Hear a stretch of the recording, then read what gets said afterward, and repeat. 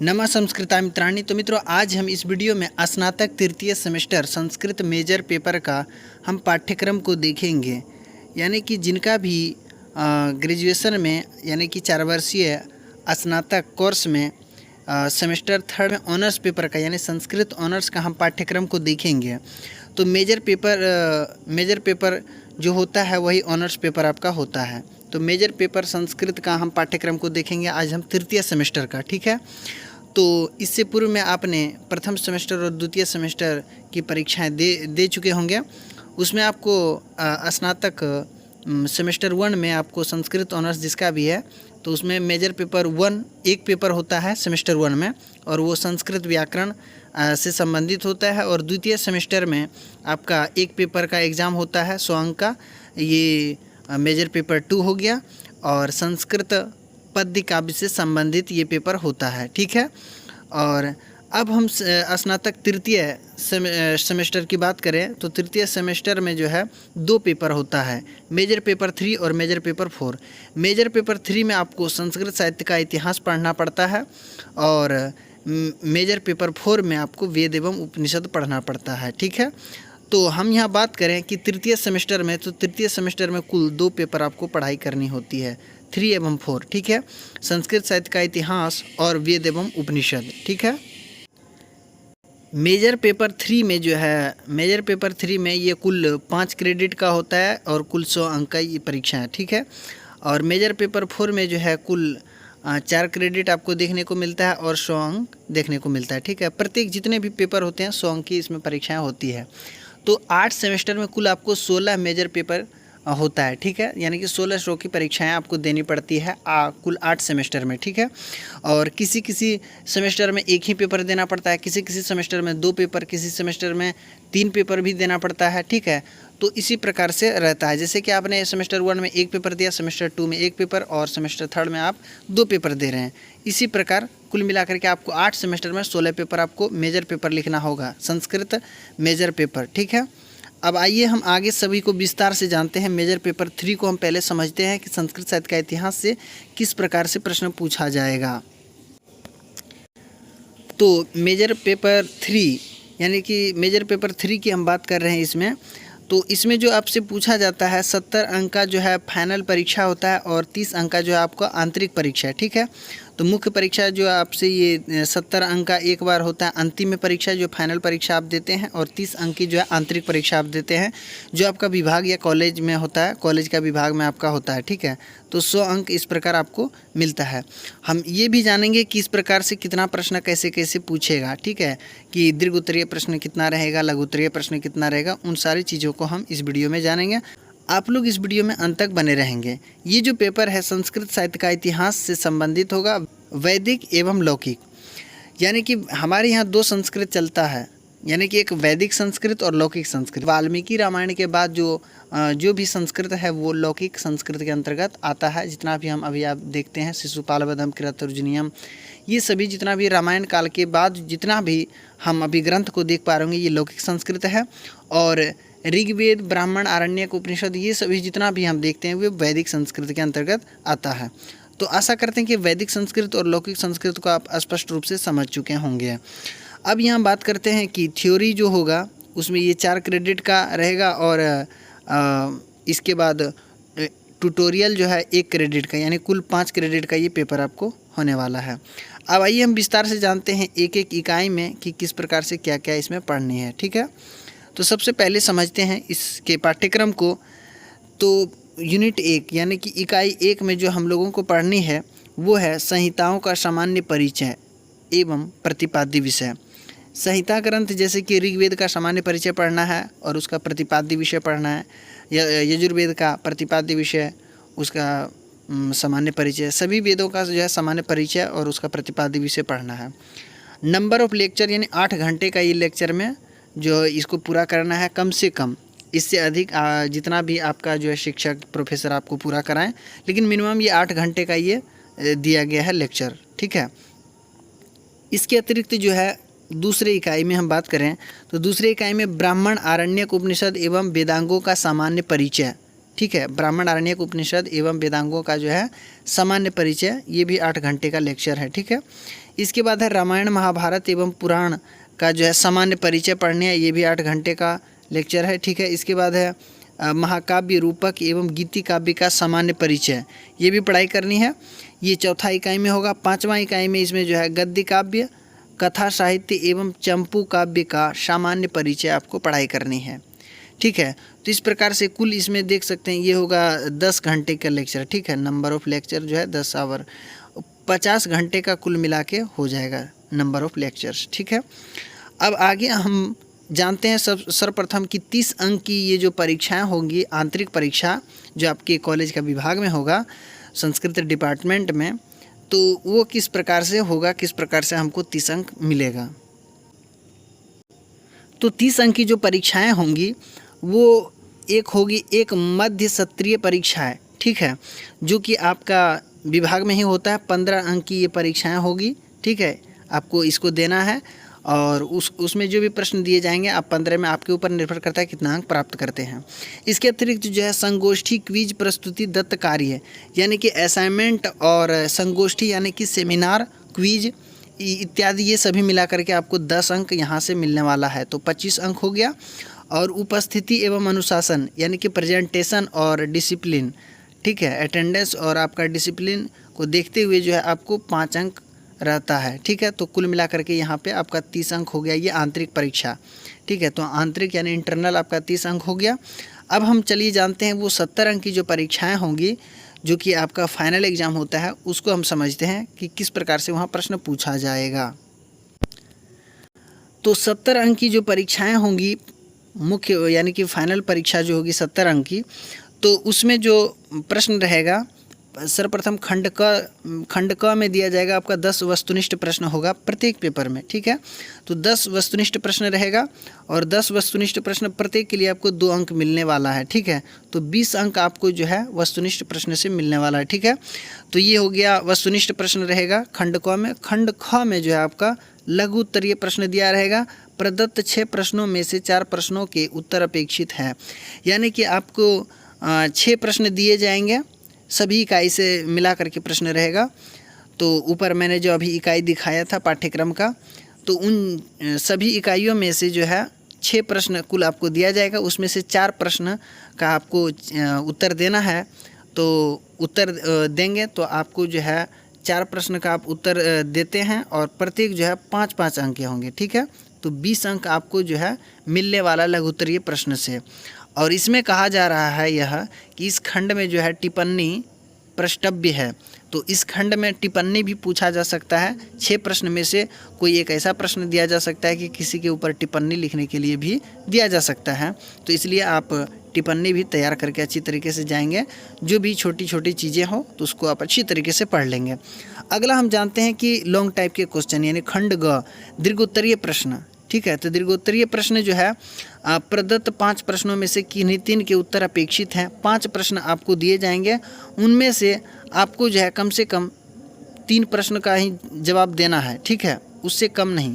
यानी कि 5 प्रश्न आपको दिए जाएंगे, उनमें से 3 प्रश्न आपको बनाना है और प्रत्येक जो है आपका 10-10 अंक का होगा, ठीक है। तो कुल मिला के यहाँ से कितना हो गया 30 अंक। तो 30 अंक आपका दीर्घोत्तरीय प्रश्न से हो गया और लघुत्तरीय प्रश्न से आपका जो है 20 अंक हो गया, 50 अंक हो गया और ऑब्जेक्टिव से यानी कि वस्तुनिष्ठ प्रश्न से भी 20 अंक हो गया आपका, ठीक है। तो इस प्रकार से कुल मिला के 70 अंक आपका तृतीय पेपर में हो गया, ठीक है। यानी कि तृतीय सेमेस्टर का मेजर पेपर संख्या 3, उसमें आपका ये पाठ्यक्रम इस प्रकार से था। और इसमें जो है पुस्तक कौन सी आपको खरीदनी है तो वो भी हम इस वीडियो के अंत में बताएंगे। आप लोग इस वीडियो में अंत तक बने रहें। अभी हम मेजर पेपर संख्या 4 को देखेंगे संस्कृत का, तो आप लोग वीडियो में बने रहें। अब हम मेजर पेपर संख्या 4 की हम बात कर रहे हैं।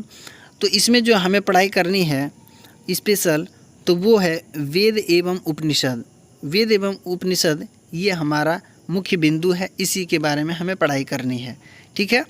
तो इसमें कुल थ्योरी पेपर जो रहेगा उसमें 4 क्रेडिट रहेगा और ट्यूटोरियल 1 क्रेडिट का होगा। तो कुल 5 क्रेडिट का ये पेपर होने वाला है।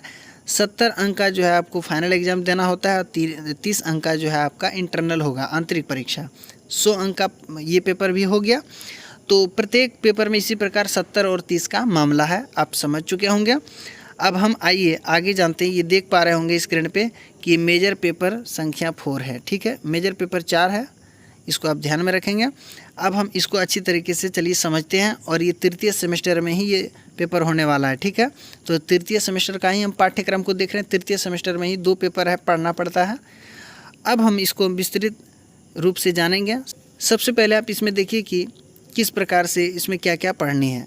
इकाई 1 में जो है इसमें दिया गया है कि ऋग्वेदीय सूक्त आपको पढ़ाई करनी है, ऋग्वेद का सूक्त, जिसमें कि अग्नि सूक्त आपको पढ़ाई करनी है। ऋग्वेद के प्रथम मंडल का प्रथम सूक्त है, ठीक है, अग्नि सूक्त, उसको ही पढ़ना है। इसके बाद हिरण्यगर्भ सूक्त है, ऋग्वेद का 10वें मंडल का 121वां सूक्त की पढ़ाई करनी है, ठीक है।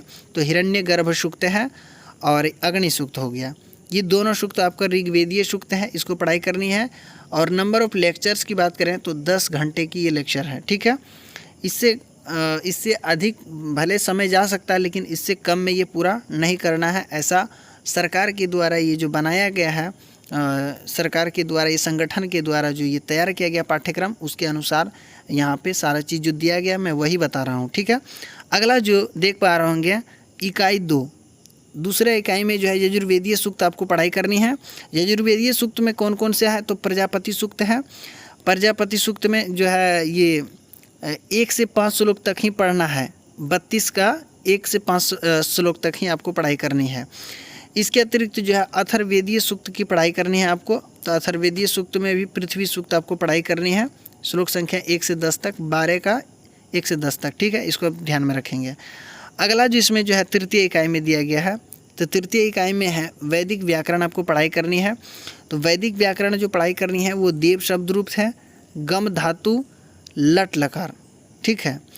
तो गम धातु लट लकार आपको पढ़ाई करनी है वैदिक व्याकरण के अनुसार, और देव शब्द रूप, ये 2 चीज़ें आपको पढ़ने के लिए दिया गया है। ये तृतीय इकाई में दिया गया है, और ये भी 10 घंटे का नंबर ऑफ लेक्चर्स है, ठीक है।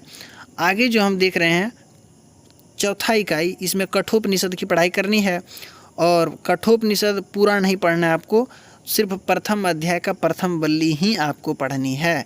तो कठोपनिषद आपके पाठ्यक्रम में सम्मिलित है, और ये भी 10 घंटे का है, ठीक है। तो कुल मिला के 50 घंटे हो गए नंबर ऑफ लेक्चर्स, ठीक है। तो इस प्रकार ये सामान्य तौर पे हमने जाना कि इस प्रकार से ये पाठ्यक्रम तैयार किया गया है मेजर पेपर 4 का। अब चलिए हम जानते हैं कि प्रश्न किस प्रकार से पूछा जाएगा। तो सबसे पहले हम समझते हैं इसका 30 अंक का जो आंतरिक परीक्षा होता है उसको समझते हैं।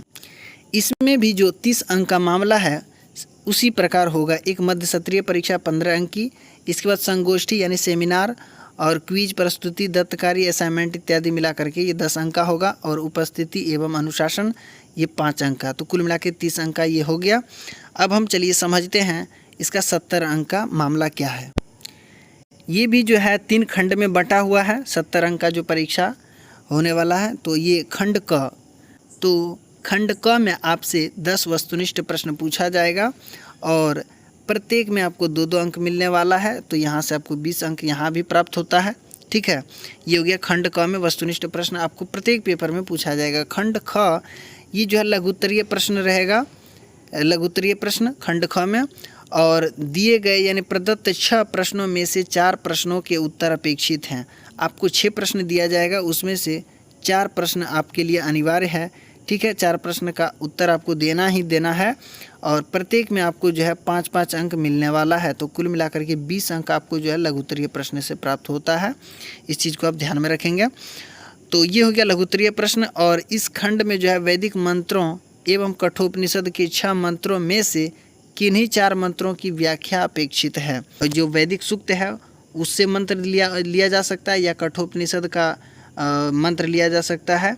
तो इसमें से आपको किन्हीं 6 मंत्र में से 4 मंत्र का व्याख्या आपसे पूछा जा सकता है। तो वैदिक सूक्त जितना भी था उन सारे मंत्र, वहाँ से कोई भी मंत्र लिया जा सकता है, और कठोपनिषद का भी मंत्र तो रहेगा ही। तो इनमें से 6 दिया जाएगा, उनमें से आपको 4 मंत्र का व्याख्या करना है, ठीक है। तो यहाँ से आपको 20 अंक मिलने वाला है, प्रत्येक के लिए 5-5 अंक, 4 प्रश्न बनाना है, ठीक है। खंड ग जो आप बनाएंगे ये दीर्घोत्तरीय प्रश्न होगा। प्रदत्त 5 प्रश्नों में से किन्हीं 3 के उत्तर अपेक्षित हैं। आपको 5 प्रश्न दिए जाएंगे, दीर्घ उत्तरीय प्रश्न, और उसमें से कोई 3 ही आपको बनाना है। प्रत्येक जो है आपका 10-10 अंक का होगा और कुल मिलाकर के 30 अंक आपको यहाँ से प्राप्त होने वाला है। तो इस प्रकार से ये 70 अंक का पेपर भी मैंने अच्छी तरीके से बता दिया। ये मेजर पेपर संख्या 4 था, ठीक है।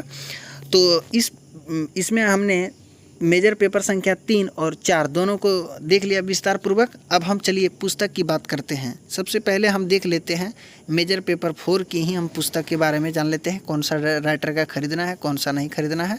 चलिए समझ लेते हैं। तो आपके लिए इतने सारे पुस्तक दिया गया है इस पाठ्यक्रम में, सिलेबस में, जो कि आयोग के द्वारा ही ये तैयार किया गया था, ठीक है। संगठन जो कमेटी ने तैयार किया था पाठ्यक्रम को, तो उसी के द्वारा जो पुस्तक दिया गया है वो इतने सारे पुस्तक दिए गए हैं। ये मेजर पेपर 4 है, ठीक है, यानी कि MJC 4 की हम पुस्तक की बात कर रहे हैं, ठीक है। इन चीज़ों का आप ध्यान में रखें। और यहाँ जो दिया गया है, सबसे पहले ऋग्भाष्य संग्रह, पुस्तक का नाम है डॉक्टर देवराज चानना, ठीक है, इसका पुस्तक है। और पब्लिकेशन की हम बात करें, प्रकाशन की, तो मुंशीलाल मनोहर दास, दिल्ली, ठीक है, ये पब्लिकेशन है। तो आप देख लेंगे ऋग्भाष्य संग्रह मिलता है तो इसको आप खरीद लेंगे। और अन्यथा वो अगर नहीं मिल रहा है तो प्राथमिक वेद संग्रह, ये भी आप खरीद सकते हैं। पंडित रघुवर मिट्ठू लाला शास्त्री और पंडित चंद्रिका प्रसाद शुक्ल, ये होगा राइटर, ठीक है। इनको आप ध्यान में रखेंगे। इसके बाद तीसरा पुस्तक है न्यू वैदिक सिलेक्शन है डॉक्टर जमुना पाठक एवं उमेश प्रसाद सिंह, और ये प्रकाशन होगा चौखंबा प्रकाशन का होगा और वाराणसी, ठीक है। तो न्यू वैदिक सिलेक्शन ये भी खरीद सकते हैं। अथवा वैदिक व्याकरण एक आता है उमेश चंद्र पांडे का, चौखंबा विद्या भवन वाराणसी का, ठीक है, ये भी ले सकते हैं। अथवा वैदिक व्याकरण डॉक्टर वीणा शर्मा, चौखंबा ओरिएंटालिया वाराणसी। आपको 2 इसमें जो है पुस्तकें खरीदनी है। एक वैदिक सूक्त के लिए जो आपको खरीदनी है, तो वैदिक सूक्त के लिए आपको प्रारंभ में 3 दिया गया है पुस्तक, ठीक है। 1, 2, 3 में जो है वैदिक सूक्त के लिए दिया गया है। वैदिक व्याकरण के लिए आपके पास जो है 2 पुस्तक दिया गया है, ठीक है। वैदिक व्याकरण के लिए 4 और 5 में, इन दोनों में से कोई भी ले सकते हैं। इसके बाद जो है कठोपनिषद के लिए दिया गया है। कठोपनिषद जो आपको खरीदना है वो डॉक्टर सुरेंद्र देव शास्त्री, ये चौखंबा विद्या भवन वाराणसी का पब्लिकेशन, ये प्रकाशन है, ठीक है। ये कठोपनिषद ले सकते हैं। अथवा एक कठोपनिषद आता है गीता प्रेस गोरखपुर का, ठीक है, कठोपनिषद गीता प्रेस गोरखपुर का, जैसा कि आप स्क्रीन पे आप अभी देख पा रहे होंगे ये पुस्तक, ठीक है। अन्यथा अगर आप दूसरा कठोपनिषद और ये दोनों भी आपको नहीं मिल पाता है तो आप ये ले सकते हैं कठोपनिषद डॉक्टर विजेंद्र कुमार शर्मा का, साहित्य भंडार मेरठ का। तो ये 3 कठोपनिषद यहाँ पे दिया गया है, ठीक है। इन तीनों में से कोई भी खरीद सकते हैं आप, जो भी आपको उपलब्ध हो जाए आसानी से उनको आप खरीद सकते हैं। कोशिश करें कि जो पहले नंबर पे दिया गया है उसको आप खरीदेंगे। जैसे कि ऋग्भाष्य संग्रह दिया गया है वैदिक सूक्त पढ़ने के लिए, इसको आप खरीदें। अगर ये ना मिलता हो तो दूसरे स्थान पे जो है उसको आप खरीदें। वैदिक व्याकरण के लिए 2 पुस्तक आपके पास दिया गया है, इन दोनों में से किसी एक को खरीद सकते हैं, ठीक है। और कठोपनिषद आप खरीद सकते हैं, जो भी आपको मिल जाए। तो ये हो गया मेजर पेपर संख्या 4 का पुस्तक की हम बात किए। अब हम मेजर पेपर संख्या 3 का हम बात कर लेते हैं, कौन सा पुस्तक उसमें लेना है। यहाँ मेजर पेपर संख्या 3, इसमें कौन कौन सा पुस्तक खरीदना है तो वो आप देख सकते हैं। पहला जो दिया गया है वैदिक साहित्य और संस्कृति, ये आचार्य बलदेव उपाध्याय का ये पुस्तक बहुत ही अच्छी पुस्तकें हैं। ये बहुत जल्दी तो मिलता नहीं है, परंतु अगर मिल जाए तो बहुत ही अच्छी पुस्तक है, इसको आप खरीद लेंगे, ठीक है। तो वैदिक साहित्य और संस्कृति ये बहुत ही अच्छी पुस्तक है।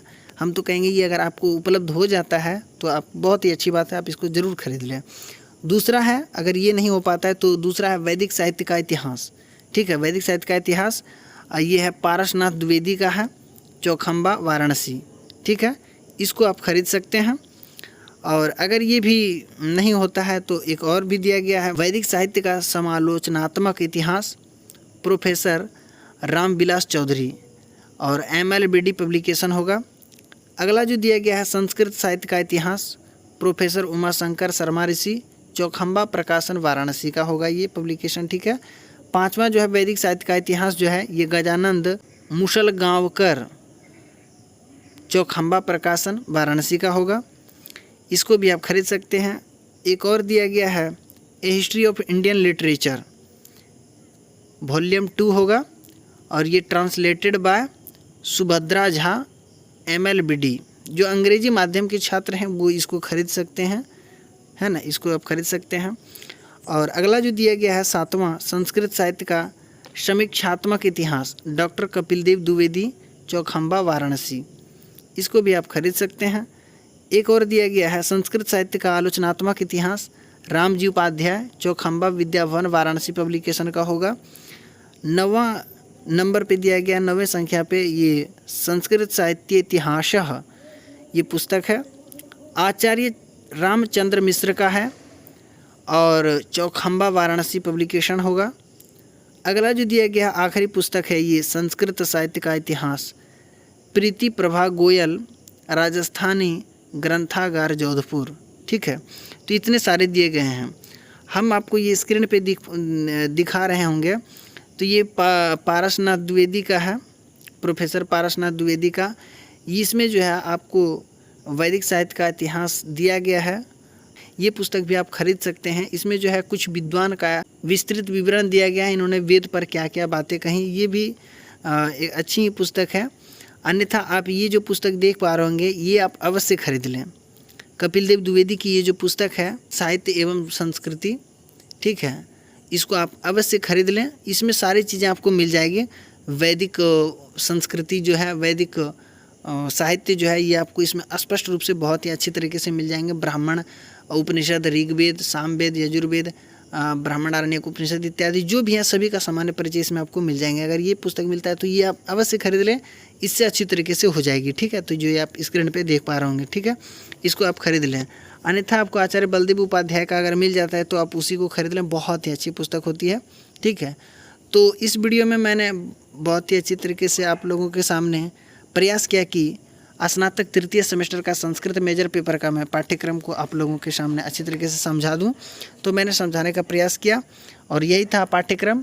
तो अगले वीडियो में मिलते हैं इससे बेहतरीन टॉपिक के साथ। अगर वीडियो कैसी लगी आप कमेंट बॉक्स के माध्यम से ज़रूर बताएंगे। वीडियो पसंद आई तो आप लाइक कर देंगे, चैनल पर पहली बार आए सब्सक्राइब करके इस परिवार से अवश्य जुड़ जाएंगे। इस वीडियो में इतना है, तब तक के लिए नमः संस्कृता, धन्यवाद।